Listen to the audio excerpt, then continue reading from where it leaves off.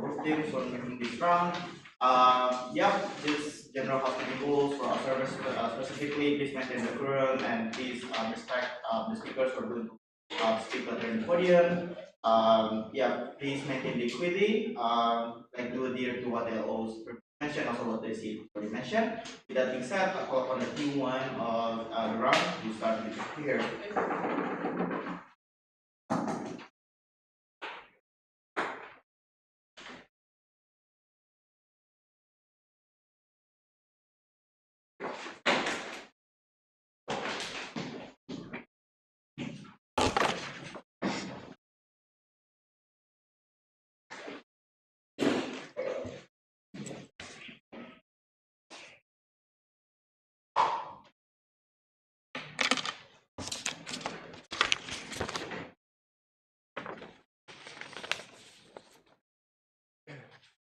Audible?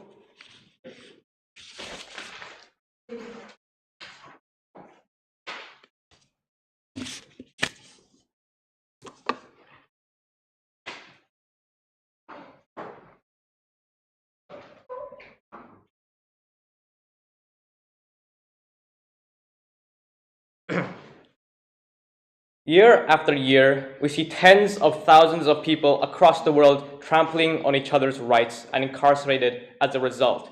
The moment that they're let free from prison, they're now stuck with a stigma which is lashed upon their soul. They're unable to escape the fear that is instilled within them because of the stigmas that exist and the fact that they're being actively discriminated by the rest of society. Reintegration is impossible and recidivism is a given.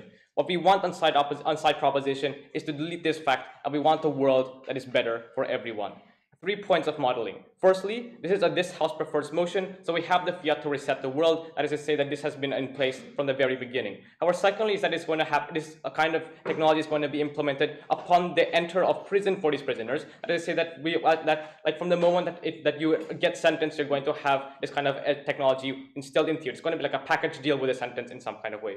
However, thirdly, what does this moral bioenhancement actually look like? This looks like a form of injection, and we don't think that how it takes place actually makes a difference. It can be through an injection, it can be through, for example, rehabilitation naturally, but we think that the end goal is that we're able to bypass, for example, some kind of scientific boundaries, because we think that this is the kind of thing that is able to fly in our side. However, secondly, it's going to be done by psychologists, and they're able to diagnose the amount at which each prisoner individually requires in order to get the desired result. This means that violent crimes or passionate crimes will get a higher or stronger dosage than necessity crimes, because we think that we think that psychologists also want to fix the problem, and they want to fix it proportionally to the amount at which the problem has been spurred on.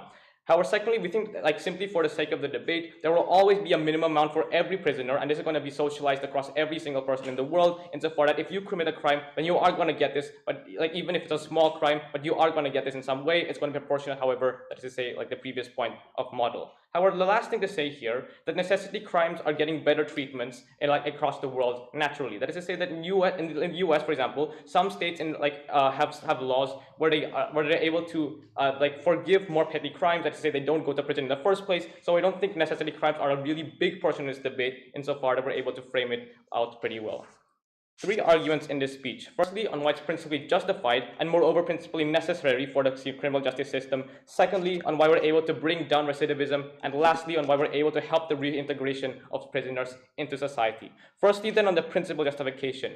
Why is the government complicit in making these people commit crimes? 3 things here. Firstly, is that they let violent crimes fly. Do things like corruption, do things like simply letting these crimes fly, and the criminal justice system not being able to fix the problems. We think that it helps the perpetuation of these things in society. However, secondly, is that they incentivize violence. That is to say that they ignore certain social problems, and to the point where people feel like they're being ignored by the government. This is the point at which they are able to, they feel there's no other way out of their problems apart from going into violence. That is to say that when you live in a place in society that doesn't get, for example, proper regulation, and you see other people around you trampling on their rights, going into their house and stealing stuff, it puts you in a position where you are more predisposed to committing crimes, and simply because you want to get and simply because of this lack of this insane internal pressure that exists within you, we think that this is the kind of thing that pushes people to crime, and they had no ability to get out of this. However, thirdly, is that people don't yearn to be violent in the first place. That there's no consent to this. Simply because prison put them off, and simply because you're told from a young age this is something that you shouldn't do. I don't think that people inherently want to be violent. It's simply something that happens in their like through societal pressure. And I think the government is the people who make the society and regulate the society are also complicit in these terms. So we think that it's complicit insofar that the government is complicit in making these people commit this crime in the first place. So we think that it's justified for the government then to protect the people by by morally enhancing their sense of altruism, etc. However, secondly, why then is it principally necessary upon it, moreover from it being principally justified? Because firstly, people are promised safety for giving up their rights, and we think that this is pretty given insofar that I gave up my right to do certain things. My freedom is limited by certain laws, and simply because of the fact that the government has promised me safety, that my rights won't be trampled if I don't trample other people's rights, we think the government must deliver on this promise. And insofar that empirically we see that day after day, people are being punished, simply can't go to their homes because of the certain crimes that exist. And we think that insofar that, for example, in certain parts of the world where, for example, gang violence is really high, we think the government has failed in these kinds of instances. Therefore, it's necessary to protect the people insofar that you have to bring about these kinds of things. I'm going to explain later why rehabilitation has failed and why then this is why this is so necessary. The second argument in this speech then on why we're able to reduce recidivism. But firstly, I want to talk about why people actually commit crimes in the first place. We see that most violent crimes are impulsive. That is, are irrational impulses insofar that you know that, logically thinking, you know that if you commit a crime, then you want to be punished, and we think this is a really big off-put. The only reason why people commit violent crimes in the first place because of irrational outbursts of impulse or irrational outbursts of emotion which you could not control in the first place. It's a part of your personality, and this is very hard to change. Insofar you had no choice in your personality, that maybe some kind of DNA in your genes made you act in a certain way. However, secondly, they simply have no willingness to change. That's someone that there's a sense of pride or simply a sense of community. This is the kind of values that were instilled to you across your entire life. Our second is that violence can be calculated and it can be premeditated. Let's say that we can go into, for example, areas where violence is very predominant. For example, places that are predominant with gang violence, or a place where people are essentially inclined towards violence. Let's say that, for example, for environmental factors, you see everyone around you owning guns, owning swords, and going into society and saying that this is my right to do whatever I want and to get what the things I want. And the fact that you're holding out for me means that I'm able to fight you for it. I'm able to shoot you for it. We think that these are the kinds of things that push people towards acting violent. The mechanism then on how we're able to solve recidivism is that, one, the moral code does a very good job of helping people against recidivism. That is to say that the entire point of rehabilitation is to instill certain moral codes into people. We think that insofar that we're able to do this artificially, we're able to help in this process hugely. However, secondly, is that we see in status quo, lots of prisoners lots of ex-criminals turn towards religion. That's to say that a moral code that exists through religion, through things like that, is a very good source of proof that this is something that actually helps turn this down. The importance of this argument is that the success of the criminal justice system is based on rehabilitation. As I say, that this is one of the tenets or pillars of the criminal justice system. If we're able to improve this, then we win on that benefit. Our second is that less crime means less bad things that happen towards the innocent. That is to say that people going out of prisons and committing reoffending simply means that it's worse for everyone else that didn't commit a crime and isn't complicit in any way, shape, or form. However, lastly is that that we get less first offenses because people fear being altered, and this means that the less glorification of crimes and prisons. We think that this is a big deterrence. The last thing I want to talk about is how we get better reintegration. And we think we're going to do this in three ways. Firstly, on employment. Secondly, on the social network. And thirdly, on the internalized feelings of these prisoners. Firstly, on employment. We're able to bring down social stigmas that exist for employers simply because they think that the work environment is going to be hindered by employing a criminal. The importance of this argument is that if you don't hire criminals, then they're going to be more likely to reoffend anyways, simply because they don't have the source of income which they require to get out of to escape crimes of necessity. However, secondly, you get better social networks. You're able to make more friends because you don't feel like you don't deserve friends anymore because they're criminal, because they're a bad person. Or secondly, because the stigmas that exist from other people upon you are better simply because they know that you're not a criminal, because this bio enhancement is so socialized. However, secondly, it's because you are simply a better person now than you were before, and we think that this is a big pulling point for people around the world. However, lastly, is the internalized feelings of you. That is to say that through political demonization and when you internalize yourself as a bad person or as a criminal, we think that this puts you down and puts you apart from the sense of security and well-being that everyone deserves to have. We're very proud to propose. Thank you so much, everyone, for the speech. Once again, we our Owen, Dr. Brown, for sure.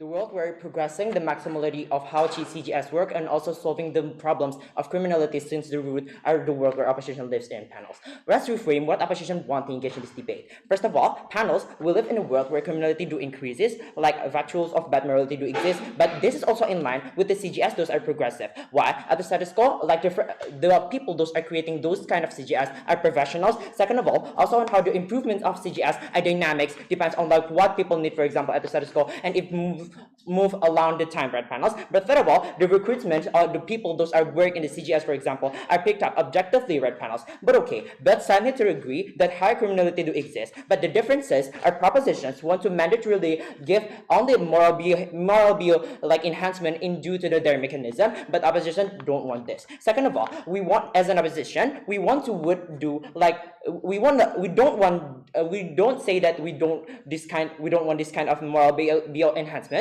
but we want this moral bio enhancement to be the last alternatives. In the process, we want to give the counterfactuals. First of all, increases the motivation, the method of rehabilitations. Second of all, we want to deactivate the redemptions of people at the status quo at the long time panels, because on how we want to maximize rehabilitations.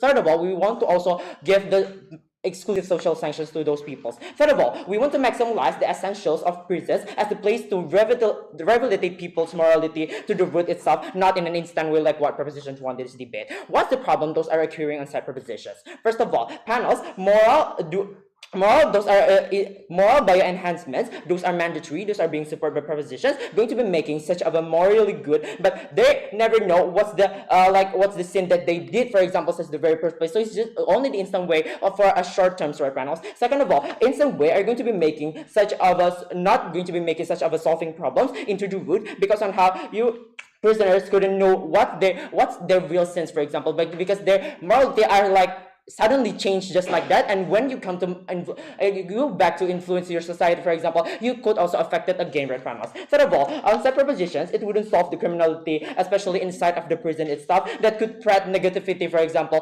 outside the prison also. Further of all, also going to be regressing and not supporting the main solving mechanism. Those are CGS at the status quo, right, panels, because on how you are going to be dependent on this kind of biomedical enhancements, right now. Few rebuttals on said propositions. First of all, okay, proposition might consistently stated on how it is principally justified to morality needed, because on how all government also do corruptions. For example, they ignore certain social problems. For example, they don't consent to this, for example, from the young age something like red panels. Okay, we both know that this is the problems those are occurred at the status quo, but that's not the solving mechanism that we think those are exclusive in this debate, because on how when you just as a government you just giving the instant way, we think that it's not going to be solving the root of the problems, because on as the government, you know that your criminal justice system are like, for example, are bad, for example, something like that. So we think that your rationality are you need to increasing or improvements to your CGS or your criminal justice system. Yes, please. A principal justification isn't contingent on any practical impact. Okay, please hear my arguments first. Okay. So what's your rights? What's your responsibility as a government if you know that your life, for example, you do corruptions and something like that? We think that you need to such of improvements to your kind of like CGS there exists at the status quo, because on how like it's being the main solving mechanism of every country to finally solve like criminalities those are exist, right, panels. And if you the moment you give like an instant way, it's like you denying your responsibility. But second of all, when you say that why people commit crimes, you said that they're irrationally impulsive, for example, it's coming from their moral, for example, something like red panels. But we notice on how when the moment you're going to be solving their morals only in the first place, you're going to be dismissing the other factors of like your traits, for example, or like spiritually moral, for example. Those cannot be affected in this kind of like moral enhancements, right, panels, because I know when the moment you're going to be giving this in the first place, when you back to society, and then you in the case of poverty, for example, you're going to be influenced. Also, your stopping mechanism are going to be back into like, oh, I just robbed something like that, not into like a progressive, and spiritually and like religiously, I've sinned before because the CGS already solved, for example, I won't do this again, right, panels. Really, really proud to oppose. Moving to my argumentation sections done. Panels, why are they principally immoral to be like solving criminalism on mandatory dependence on biomoral enhancement? First of all, let's portray what's the actors in this debate. Criminality are divided into two things, like law criminals and also hard criminalities. Like law criminals, like you had bad behavior, for example, under like low social sanctions, or even low CGS low CGS, something like that. But second of all, in a hard criminal, like you do kill, for example, you do robbery and many more bad deeds, more are backlashing the norms of the society and also the country's right panels. But why the essentials of criminality wouldn't be solved at the end of the day on set propositions? First of all, when the moment you are going to be giving such of a mandatory solving mechanism for those errands done, it means that you are going to be giving or making this such a main stakeholder or main solving mechanism, like a low criminalities, bad behavior, something like that. What actually they need are the considerations of their behaviors to influence you by a good morality, rehabilitations, and many more. But when the moment propositions are going to be give all instant way moral bio enhancement, it is going to be a fact track to you and only get having in the good morals in the first place. For example, pretend like nothing happens or I have good morals, something like that, right, finals. But when the moment you're going to be back to the society, what this moral bio enhancement won't make you just suddenly good moral. For example, it had the levels, for example. But when the moment is going to be being the main stakeholder, governments are going to be all dependent, or they're already like giving biomoral enhancements, or I had no more responsibility. But when the moment these people are going to be back to the society, they're going to be all they still going to be have this such of a bad dish, for example, because you don't solve it in this very first place, right, panels. Second of all, the high criminalities, for example, the kills, robbery, and many more. What their backgrounds actually? First of all, we think that they came from like poverty issues, for example, so they do robberies anymore. Second of all, they're gaining such of a harassment, for example. That's why it changed their morality. But third of all, they had bad influence from the society, family, and many more panels. But when the moment mandatory are going to be decreases the CGI rehabilitations, why this is going to be likely? First of all, is because it's going to be being the main stakeholder and main dependence of side propositions. Second of all, not incentive to be increasing the methods of like CGS, for example, because you're only going to be focused on the biomoral enhancement, or as long as you give people biomoral enhancements, or your responsibility are done. But third of all, you doesn't give the real incentive that people need, for example, structurally to change their morality, because you only give since the first place and your responsibility are gone. Okay, first of all, moral bio enhancement creates such of a good morality, for example, go from the jail. But when the moment you back to the society, you're going to be influenced again, because on how government are not solving to do root right panels, not what side opposition do, because we're erasing the whole like retribution, something like that, so that rehabilitation are going to be maximal. Second of all, compare solving mechanism of people. Proposition, when people go back to the performance, for example, they're confused, they'll go to the robbery again. Second of all, just compare oppositions. When your moral changes structurally, you wouldn't give efforts like you were, for example, in the exclusive deterrent effect that happens on side oppositions. Why this is exclusive? First of all, because deterrent effect inside the moral, for example, structural, not only temporary, what proposition give. Second of all, they only give such a short-term proposition, doesn't give the treatments, for example, they only like give you the more biomoral enhancement, right, panel. Practical arguments then. First of all, biomedical would erase the incentive of people to build moral. Why? Because on how when the moment government are giving such of a biomoral enhancement, okay, government give the responsibility. But second of all, when people feel like they're good moral, for example, oh, my moral are good, so I do anything, my moral are good because are already being like given moral bio enhancements. Second of all, it's going to be decreasing the CGS. Why? Increasing the CGS under oppositions. Why? First of all, check and balance, the only solving mechanism, law, are professional, and then dynamics, also counterfactuals that we give are really, very complex. Really, very proud to oppose.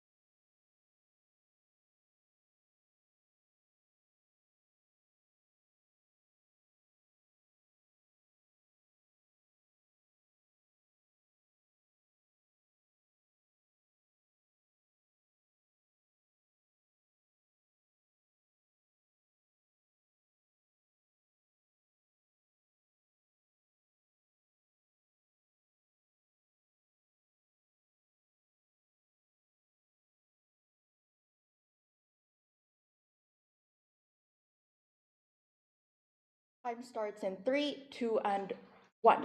Three things I'm going to be discussing today. One, on the principal debate. Two, what happens to rehabilitation. And thirdly, an extension on why there's going to be much more gang violence and why there's going to be so much more crime inside prison on their side of the house. Firstly then, on principal debate. What opposition told us is that it's the government fault anyway. It's because they're complicit in this that they shouldn't take out this punishment on the people. They should just like fix themselves. So it's not fair to like take away the autonomy of the people or whatever. But firstly, we would say that the autonomy of the people is not taken away in and of itself entirely. Because notice that it only like inhibits the bad kinds of behaviors. That is to say that it only incentivizes behaviors like empathy, it only incentivizes behaviors like trust. But two, that means that the amount of autonomy that is actually taken away means that it's proportional to the amount of rights that they would take away in the future for the other people. Because we already argued in first, we told you why they're likely to go and opt into things like recidivism. We told you that it's likely that they're going to be going back to the same kinds of things. That's why we curtail these kinds of rights at the point at which they curtail the rights of other people. Because notice that the government does not only have an obligation to these people, but the government has an obligation to the entirety of society. That means at the point at which our side of the house reduces crime, at the point at which our side of the house makes society safer, that means that society at large is able to exercise most of their rights. That is to say, they are able to exercise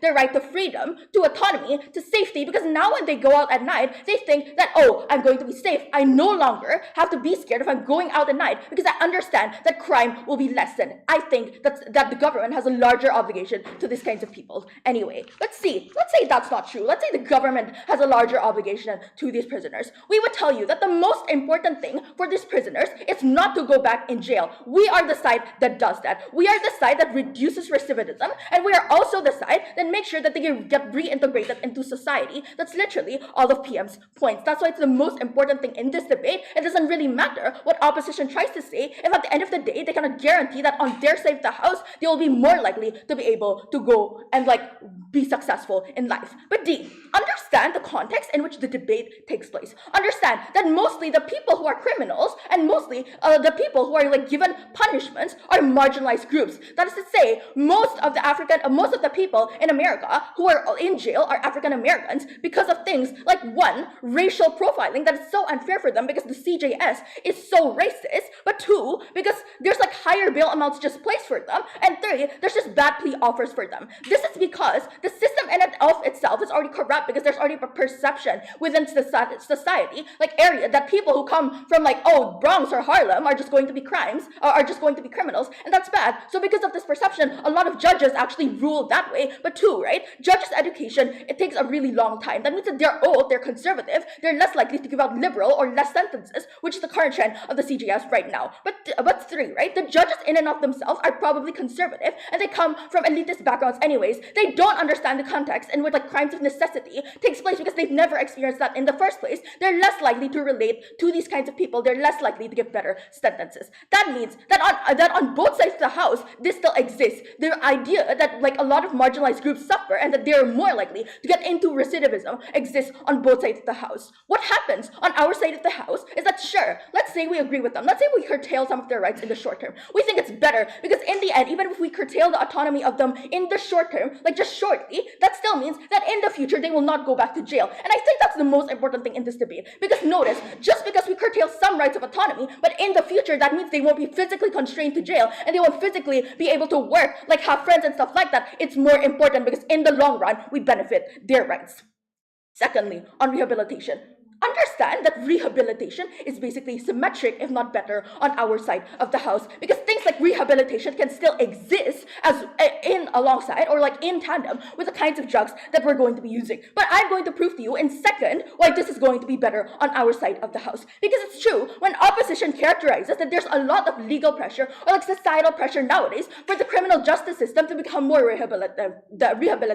That means that symmetric on both sides of the house, there's going to be societal pressure for that to occur anyway. But understand that what happens on their side of the house, the comparative is that there's not enough political goodwill in the first place, because so long as just 5% of society are viewed as violent criminals and are viewed as people who are going to harm them, society is going to think that no, we don't want rehabilitative measures because we want us to be safe later on. That means on our side of the house, we're likely to get more rehabilitative policies. On our side of the house, people are more likely to agree that we should be helping these criminals more, we should be rehabilitating more, because they understand that at this point in time, the criminals aren't really going to pose an extreme threat to their existence.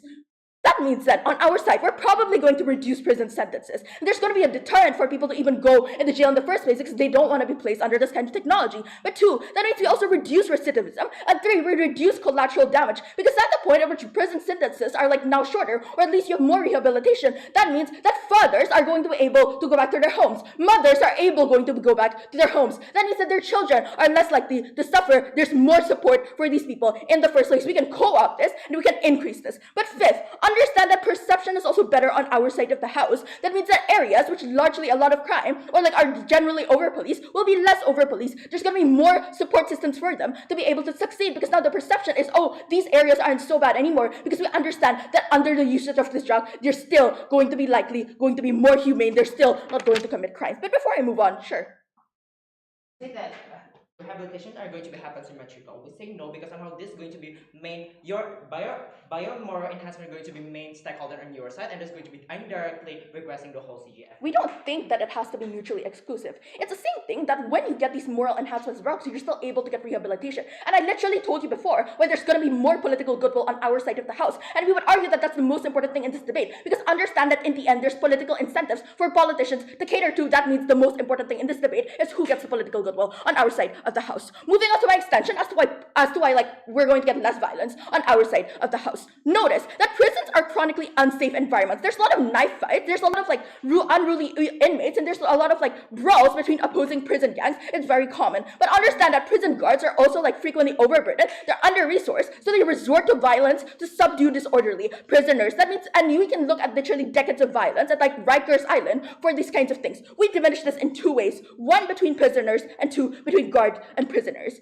Firstly, then on prisoners, understand that at the point at which this technology reduces conflict for two reasons. One, because scientifically you're going to be less violent, but two, you have the understanding that everyone else is not going to be violent, so now there's no incentive for you to actually be violent. This reduces the game theoretic incentive for you to act violently in preemptive self-defense. That means that three things. One, prisoners are human beings with a legitimate right to life and dignity, and reducing indiscriminatory violence that placed in prison, especially in low and medium security prisons, means we benefit them and we give them more rights on our side of the house. But two, safer prisons will reduce crime in the long run, because when people aren't afraid of their rights, they're likely to go into things like rehab. They're going to focus on this because they don't need to be scared about someone stabbing them in the back. But three, there's also going to be less dominance of violence in the long run, because understand that because prisons are so unsafe, there's a large incentive for prisoners to opt into things like prison gangs, which entraps people into cycles of crimes. Post-release, we get rid of this. Secondly, between guards and prisons, understand that prisons lock criminals upwards of 20 hours in solitary cells. They demonstrate cruelty because it's so opaque. The prison industrial complex has a lot of lobbying power, and people just don't think that prisons are proximate and important. That means that a lot of this needless brutality goes on. We get rid of these kinds of needless brutality because in the end they don't need to be violent. For those reasons, so proud.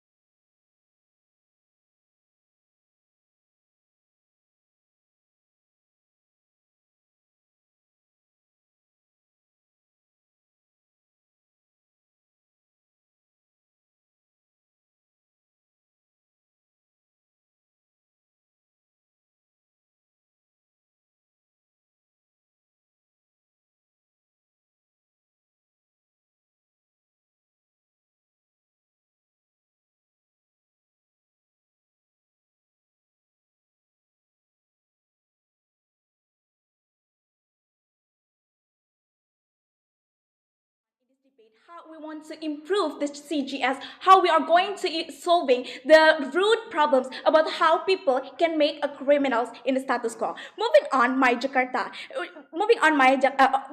Jakarta that has three issues, which is firstly the justifications, but B about because this is are necessary and urgent, but C about how this is are going to rebranding about these prisoners to make their hegemony are morally good.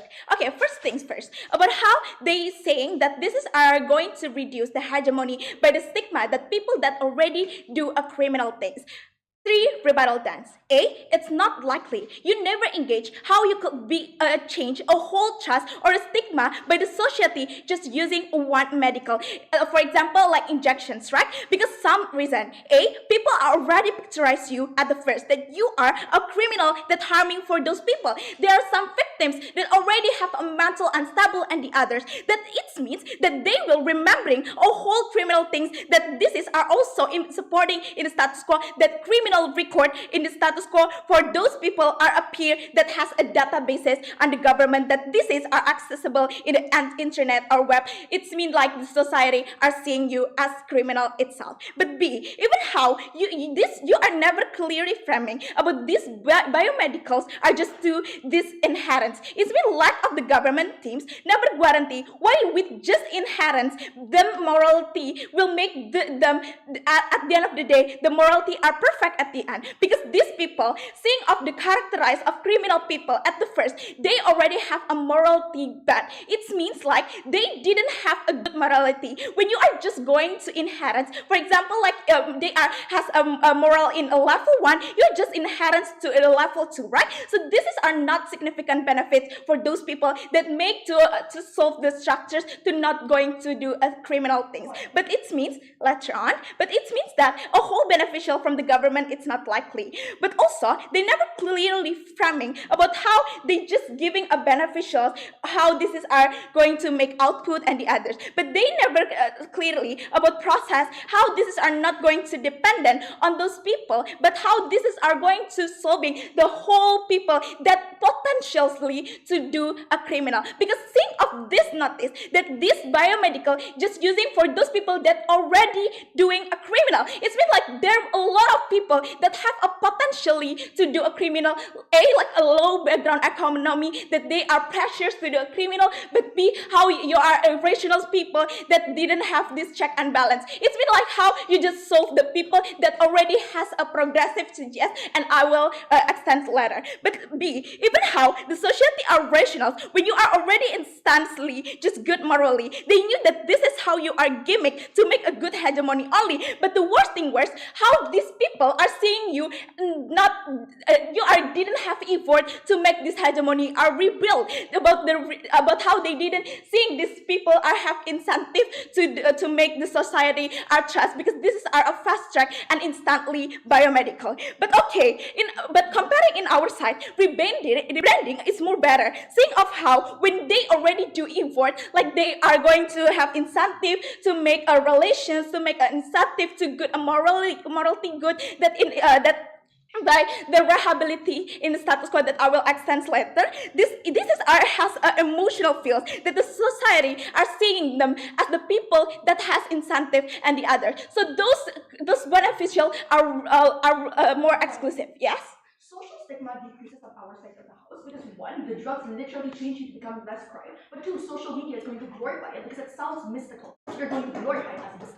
Okay, but how this is are going to make the government things, this is are make the large issues for the incentive of the government, because when you are going to have these biomedical, government has a fast track to make those people are morally good, means that the obligations by the government it's disappear anyway. They already do things that it's maybe feels like this is are going to solve the root, but these implications are made to not engaging for society or the potentials that they can do some criminal. Like how this is, I never engage the people that has potentials like the socializations about how the criminal are going to exist. But B, exactly they say about how corruptions need to biomedical to stopping and make the inherence better with this this biomedical. A, it's not likely to exactly to stopping a corruption just using one injection of these people, because in status quo that people do this corruptions and the others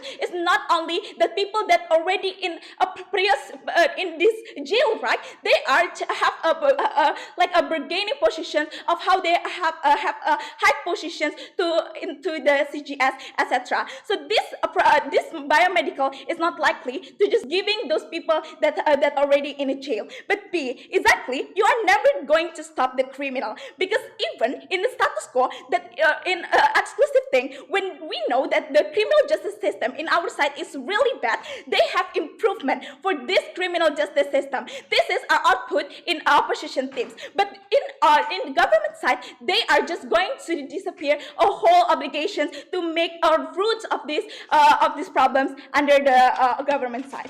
Okay, moving on my sections then, about how this is our criminal justice system of the moral bio enhancements refers to the use of this is our interventions are morally bad. Firstly, this is are going to have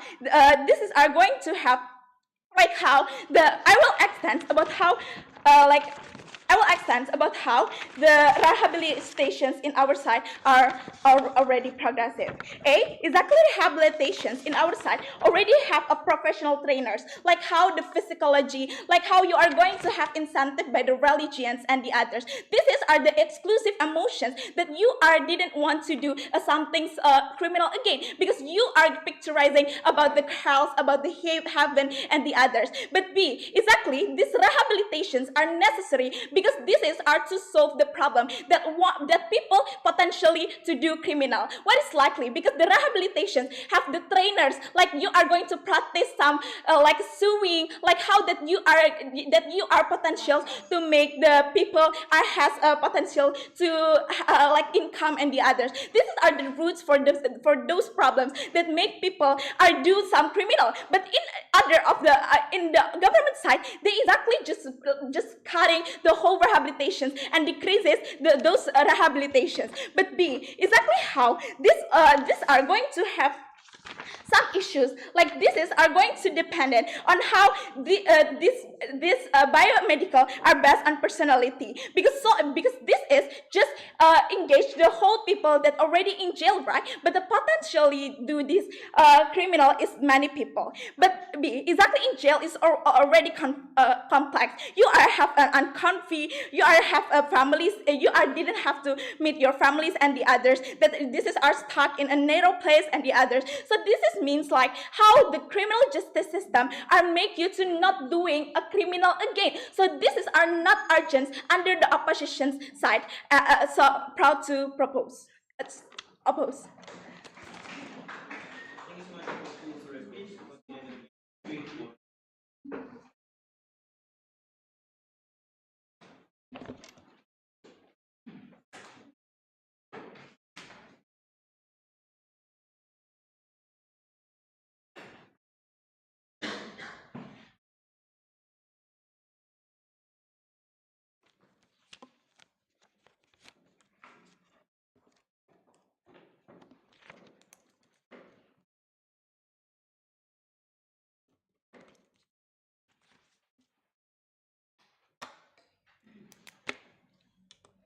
They say that giving biomoral enhancement, but we don't give treatment on-site proposition, right? Panels, this moral bio-enhancement is the treatment on-site proposition. When they say that they want this as a last resort in their side of the house, this is falsely true, and they cannot co-opt this because prison crimes take a huge chunk of crimes, right? So if they want to co-opt this, saying, oh, we want this as a last resort on-site opposition, it's gonna be too late, especially when it's something as time-sensitive as violence, and which can create more victims ultimately, something that we obviously want to minimize on-site proposition. There are two main clashes under this debate, right? First, I'm going to talk about how we reduce crimes and recidivism, and lastly, we're going to talk about reintegrating back these criminals into society. Firstly, what have we told you then on-site proposition? We told you that this biomoral enhancement policies, meaning that we reduce crime in the first place, especially if people know that this is compulsory for every single prisoner. It's not like exclusive, right, to every single one, meaning that they will be altered, their bodies will be altered biologically. People are more scared of this procedure, right, meaning that people in itself will be more scared of this punishment if they do commit a certain crime. But secondly, then I want to talk about less recidivism. Let's say, like, in the first place, there are criminals who do crimes either way, right? Because we obviously cannot just make crime zero on our side. Two ways I'm going to divide this then. Firstly, I get it. Sometimes crimes are out of necessity. To that extent, we say that if people continuously steal, stealing is still a bad habit. Even if it is out of necessity, it is still bad. We still would like to change it anyways. We told you that in model, that is going to be proportional, right? So the amount of enhancement you get is proportional to the amount of bad habits that you have. So secondly then, but I want to note that's something that has not been rebutted then by side opposition. Things like murder, things like assault, they are not out of necessity. Violence is either impulsive or they're calculated or premeditated. That is rooted in your brain, right? Some people, like serial killers, are just inclined towards violence. Although fine, I agree, it's rare, right? It's rare we have serial killers, but they are the most violent group and arguably those whose personalities need to be fixed the most. So opposition cannot rule this out. They must defend this then on their side. These serial killers or any like huge assaulters, at the end of the day, they have the most victims and leaves the most families absolutely devastated, right? Hence, we dramatically reduce rates of crimes and repeated crimes, meaning that violent crimes that are often widely covered in media, this creates the perception of certain communities as undesirable, as aggressive. We reduce that because we alter their personalities, and no longer can media cover that because that is just implicitly false under side proposition. So there's an even bigger trickle-down effect on side proposition that they have not rebutted then on opposition, right? They say that we are taking a shortcut on side proposition. Fine, we take a shortcut. Why is that harmful then? Like, they have not analyzed this. Even if we take a shortcut, that's fine. Crime is time sensitive. In fact, we want to reduce these victims as soon as possible. So it's completely justified for government to take a shortcut, especially when a shortcut is needed ultimately. What has side opposition told you then? Their case basically revolved around the point of they want rehabilitation, they want more allocation so rehab can be better on side opposition. Firstly, I want to analyze to you panels as to why rehabs are not enough with status quo, because they fail to tell you why it's enough, right? Two reasons. Firstly, rehab centers are ultimately often packed with criminals, making it much harder for programs to run efficiently according to each prisoner. Secondly, prisoners can still go to rehab like half-heartedly and not actually put in effort. So even if they want to argue, rehabs have professionals, they have incentive from religion, what about prisoners who don't care about these things? Like, how exactly will you cater to them? Because at the very least, on side proposition, we cater to every single victim, every single criminal, no longer care about like what their incentive is, and so on and so forth. Panels, remember these two things. Firstly, changing moral behavior is ultimately hard, right? It relates with your brain. Like a simple example, you realize that you're a liar and you lie often. You try to cap your lies to other people, but a lie here and there will still slip, right? That's how the human brain works. And secondly, not only that it is hard, prisoners might not even want to change in the first place because they're more inclined to think that violence is the way. That is the mindset. If at the very worst on-site proposition, we have to trade off rehab development on our side, that's fine because we won't need the rehab centers in the first place. It's completely fine to trade that off because at the very least, we provide a better treatment and alteration to them. They talk about like changing corruption and stuff. I want to remind you that corruption is deeply ingrained in society, right? Corruption is something that a lot of politicians deem to be okay, and even a lot of citizens deem to be okay. So I don't think that it's fair for both sides to say that they can ultimately make corruption into zero, but at the very least, we mitigate the collateral damage that happens both inside and both outside of prisons. Secondly, I'm going to talk about the clash, about how we are better equipped in integrating these criminals back into society.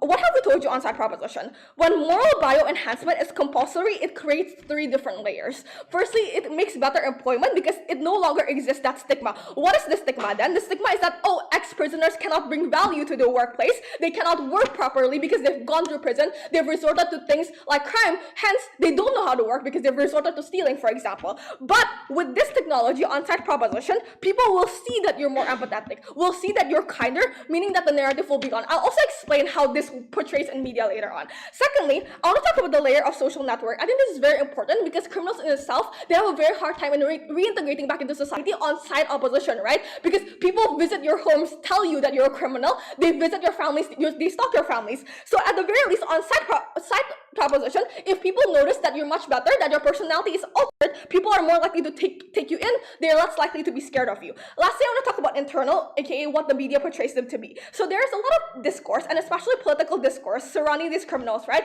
They are more likely to internalize it. This is harmful because they might still apply it.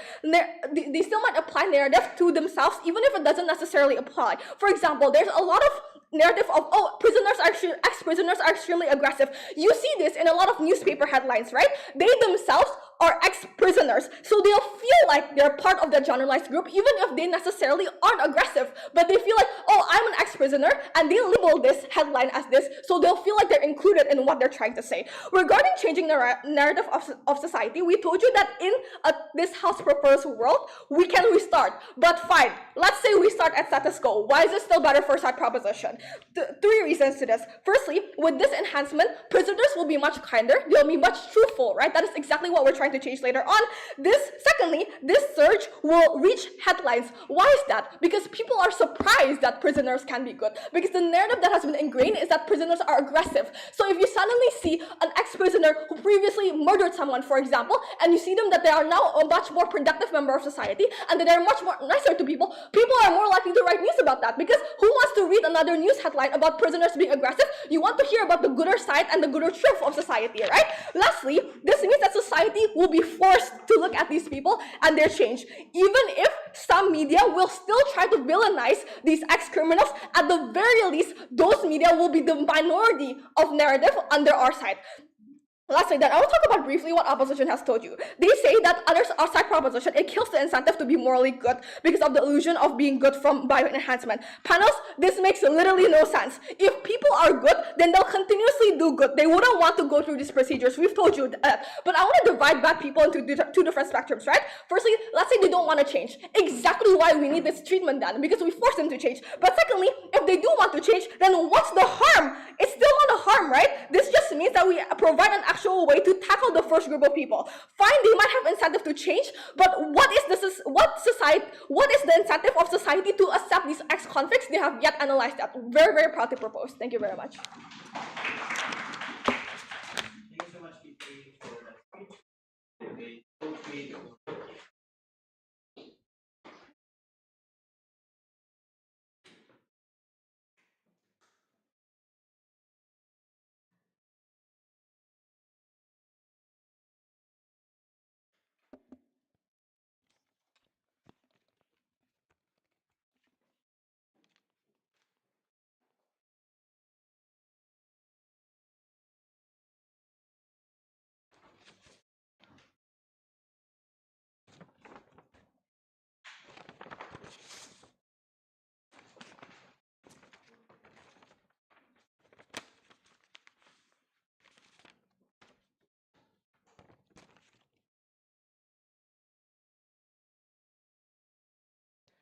I believe that during this whole debate, both sides of the House basically want to reach the same end goal, right? We want to acknowledge the most vulnerable actor in this context, which is those prisoners. We want the best rehab and the most effective rehabs for prisoners, right? Let's talk about the status quo then. We know that in the status quo, there exists a lot of options for these prisoners to go back to society, to reframe themselves and rebrand themselves, so like they can go back to society and function as an individual, as a social individual, right? Let's see on how this debate is talking on whether the moral view enhancement, when they are mandatory, is this going to be actually impactful to them or not? The biggest issue that government side of the House brings is that, oh, this is actually going to be good because when this moral view enhancement is mandatory, this is actually going to make people scared to go to jail because they do not want to get injured. They do not want to be injected by this biological stuff, right? Okay, let's flip that. No, that's not true. People are not going to be scared to go to prison exactly because they know they will be easily accepted by society because once they get out of prison, they are morally reformed, right? That's exactly what the government side is trying to do during this whole debate. Using this moral view enhancement, once the moment that they are out of the prison, they're going to be morally good. They're going to be like morally better. And so people, the argument on how people are not going to be scared to go to prison is we think that this is not going to happen exactly because the whole framing of under government side of the House is like they say, oh, this is going to make it easier for society to accept those prisoners once they get out of prison, right? So no, people are not going to be scared. But like they also said on how the stigmatization is also going to be way even larger under our side of the House because we're going to like generalize all the groups, like ex-prisoners are aggressive and so on and so forth. So like under government side of the House, oh, this is going to break the stigma this is going to break the stigma of these prisoners. But realize that when government made this mandatory, means that the whole society knows that this is mandatory, right? Because like a government will have like an official statement to what they're doing to like the prisoners and whatnot. This means that society themselves, civilians themselves, know that prisoners who go out of prisons are not actually sincere. They're not actually morally reformed by themselves, not by their own incentive, right? Later, because this is because of like the moral BO enhancement that these prisoners get during the prison. And moreover, they don't exactly explain how the process of enhancements are going to look like under the side of the house. Realize that this is an enhancement, right? Enhancement means you are going to like improve the existing fact. Realize that these prisoners, most of them don't even have like empathy. They don't have like sincerity and whatnot. When they do not have that, what exactly are they going to enhance under government side of the house? Our side provides a better mechanism because we want to actually gradually build this incentive on the prisoners, right? And we only want to use it as a last resort for these prisoners and whatnot. And we think that they're too like generalizing on how prisoners could improve in the current status quo themselves. But moving on that, let's talk about criminals. They said on how this is extremely justified because government played a part in making these criminals commit crimes, for example, on how they ignore corruption, they ignore certain social issue and whatnot. Henceforth, they need to make they need to make this yes. On your point about deterrence, crimes of necessity exist on both sides of the house. People are forced into crime anyways. The least we can do is reduce. Okay, let's talk about on how we want to like reduce racism, and when we want to at least, they said that the least thing that we could do is actually help them to reform their moral, to enhance their moral BO enhancement, right? But realize that prisoners in the current status quo know that they are outcasts, know that they are hated by society. So under our side of the house, their incentive to be like even morally better is actually going to exist, and plus society knows that this comes from their own incentive, not from like some biological stuff that is injected to their body, right? So we think that we're going to but on the issue on how we're going to like reduce the racism and whatnot, we think that it's fair that racism will still exist under both sides of the house. The difference is that we want to protect the vulnerability of prisoners, right? We think that yes. You say that in status quo, these stigmas exist, and you say that with the policies of status quo, you somehow want to change it. Okay, I'm going to talk about on how stigma exists, and we want to talk about the status quo, and we want to change it, right? What we mean by on how we want to change the stigma itself is right on how the narrative alongside on how ex-prisoners are aggressive. There alongside that narrative, there also exists that there exists you should give like second chances for people, for example. So we think that the stigmatization is going to happen under both sides of the house, but in government side of the house, the stigma is going to be like in a negative way, exactly because society know that these prisoners are reformed solely because this moral BO enhancement at the end of the day. But let's talk on how this is going to look like in the long run, right? We need to acknowledge on how this moral BO enhancement is going to give side effects. Government side of the house cannot fiat this because like this is like a general knowledge, right? Biological, chemical, all of them have side effects. So let's assume that these morally bio enhancements are going to only be available to prisoners themselves, right? Because government didn't exactly frame that. With this being said, once these prisoners are out of like the prisons and they are no longer injected with this morally bio enhancement, they're going to be like kind of like have drawbacks, for example, or like dependent, because like this is kind of the same thing, the same concept as drugs basically, right? So what we do on our side is like we build the incentive from the start, so like once they go out to prison, they actually know how to behave without being depending on this moral bio enhancement, right? So we think that this is really wrong, because on how they need to realize that even this moral BO enhancement have drawbacks and have like side effects that is going to be occurred to these prisoners. Prisoners in this context, they are really vulnerable, right? Because like on how government side mentioned prisoner gangs exist and prisoner violence exists, this exists in both sides of the house. What we want under our side is we want to protect these people. We want to protect these vulnerable actors from being able to have opportunity to even be abused even more, right? So what we want is for them, once they get out of prison, it's like society know on how they are morally reformed from on how they go to therapy, they go to they go to rehabilitations and whatnot. With that being said, on how in the government side of the house, the mandatory, the most on how they're going to treat it is by this moral bio enhancement, right? They set on how the all centers are packed, rehabilitation centers are packed. So like this is going to decrease the quality of rehabilitation that these people give to these prisoners, right? But let's talk about that then. If they, we want to improve the CGS system, right? We all know that the CGS system right now is like not really progressive, and we want to change that.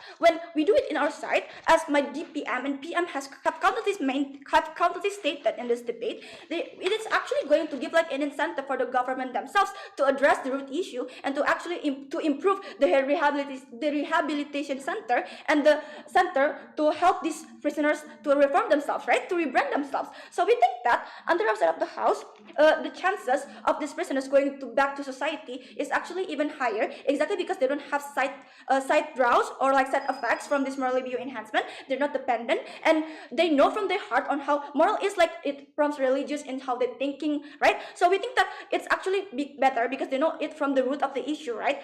During the therapy, during the rehabilitation and whatnot. That is why I'm so proud to oppose. Thank you.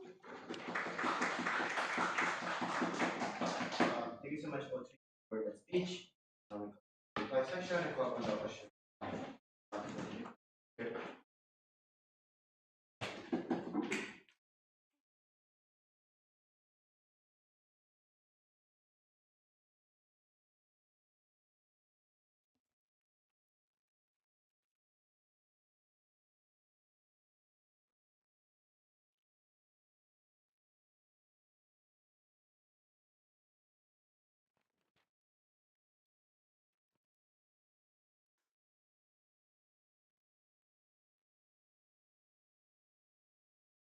Why opposition had the absolute right to be finally winning this debate? First of all, let's enter the few big lacks of side propositions. First of all, their whole benefits are intangible enough panels. Why? First of all, they're being assumptive in this whole debate. They said that whole benefits on our side are symmetrical and also happen on both sides. First of all, they give no further analysis of this. Second of all, of course it's not. When the moment it be a main stakeholder in your side of the house, of course it is going to indirectly decreases the rest mechanism because the government felt that their responsibility of fulfilled will be just thus bio-moral enhancements, right? Second of all, governments say that government obligations are into societies, for example, but when they give bio-moral enhancements, societies are going to be feeling safe, for example, something like that. First of all, we think that those benefits are intangible also. You give even no further analysis. We're really confused about your arguments. But second of all, they're never even framed what's a bio-moral enhancement that they framed in this debate, because that instantly make people good moral, for example, because we already reframed like it has a levels, for example. But when government give on the like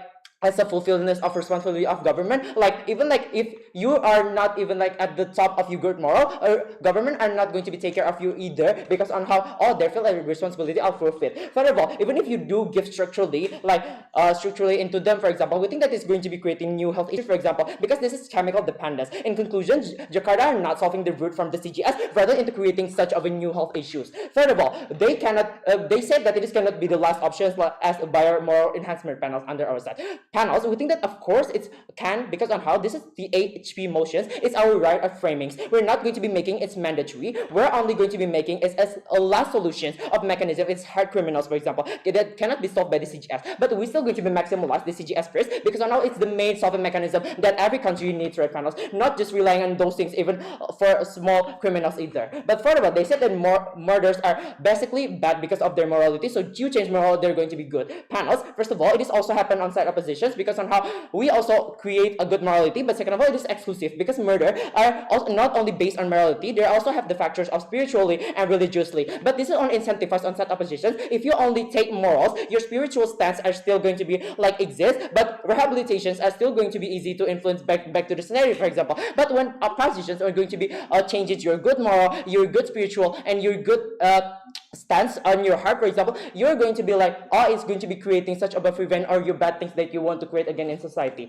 But first of all, they said that prisoners are going to be good under their side, they're going to be acceptable by the society, and also labelizations are going to be pressured under our side of the house. Panels, they're being assumptive in whole arguments. They're like assumptive that it's only happen under their side and all happen under our side. But we think that it is happen, of course, at the both side panels, because somehow prisoners are also going to be good either under our side, because we're closing like the whole like the whole things to be applied. For example, even like in the corruption, for example, we close the incentive, for example, to be like do a retribution, for example, something like that. But even like accept by the society, we think that you're not going to be also accepted by the society, because on how when you have such, when you change people moral into good, for example, but society are still from you back, of course like you're going to be also gaining pressure. We don't understand your arguments. Sixth of all, your biggest lack in this debate, you are never proving why the people those are essentially bad with your biomoral enhancements are going to be suddenly good. Their whole arguments are not tangible if they do not prove this, right, panels? Principle clashes down. Governments say that it's responsibility toward societies to give biomoral enhancement, right, panels, to finally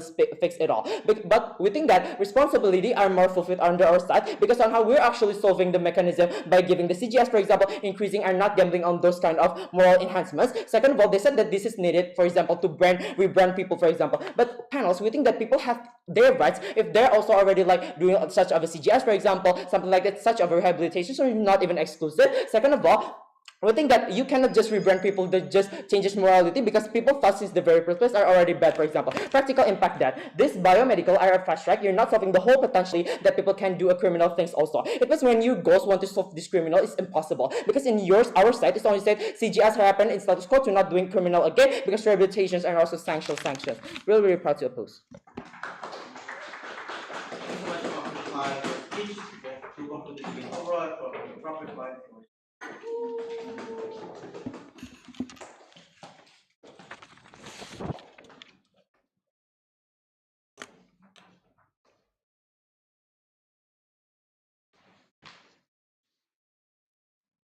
Time starts in 3, 2, and 1. At the end of this debate, it's clear that opposition still hasn't proven or fulfilled a single one of their burdens, because they never proved to us throughout all three speeches why exactly rehabilitation in the status quo, or whatever version they would like to support, is necessarily going to help these people in the long run. Notice that they also never engaged to actually anything that we brought out, because they never engaged to the fact that sometimes simply people don't want to change. That's why rehab doesn't work on your side of the house. Please engage.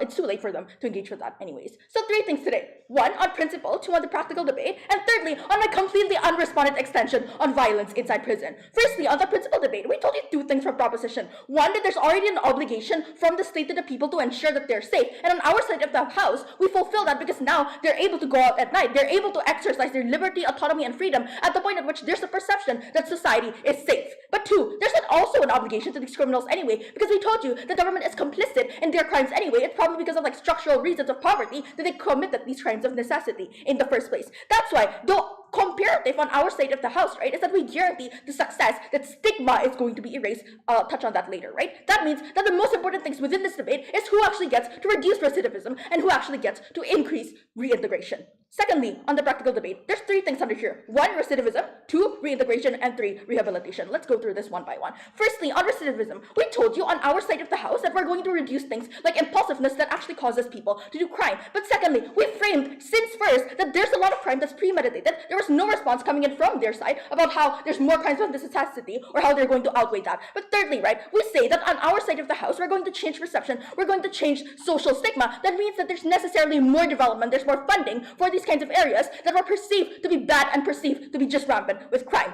Onto reintegration, we told you 3 mechanisms under this, completely no response. We told you we're going to get better employment on our side of the house, because now employers don't think that now employers want to get these people in because there's no longer the perception that they're going to wreak havoc inside the workplace. No response. We told you too that they're going to get better social networks anyways, because people are going to think that they're reformed. That's why they want to be friends with them. They're not going to face social ostracization. No response. Third thing, we told you that it's going to still increase self-perception and the internalization of the discourse anyways, no matter what happens externally, because we told you you're going to get away from the kind of stigma from other people and you're going to go away from the kind of political discourse. We told you that since first, still no response on reintegration. This point completely stands. When they tell us that they want to solve the structural problems, we told you in third, how are you going to solve the structural problems in the first place? We think it's very unlikely when they claim on their side of the house, they're suddenly going to be able to get things like corruption out of the way. It's simply too ingrained within society. We told you that in third, the least we can do, and we told you this in POI, you can reduce the collateral damage that actually happens within prisons, that is to say inside gang violence inside prison, or two, outside of the prison when these people go out of prison and they're like supposed to get on with their lives and succeed. Anyways,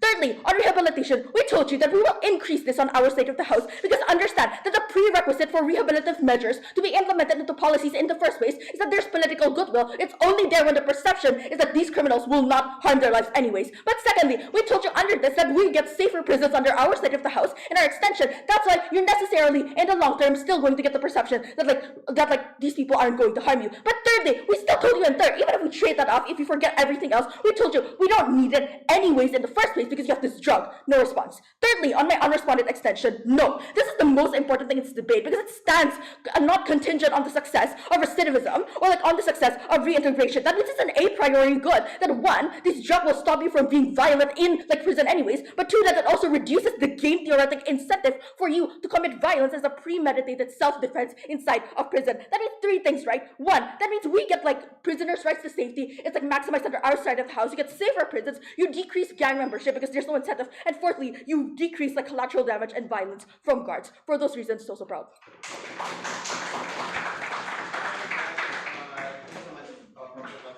That concludes the debate. For everybody to please share cross bench, check hands, and go on your with us to make all the way for the result. Including the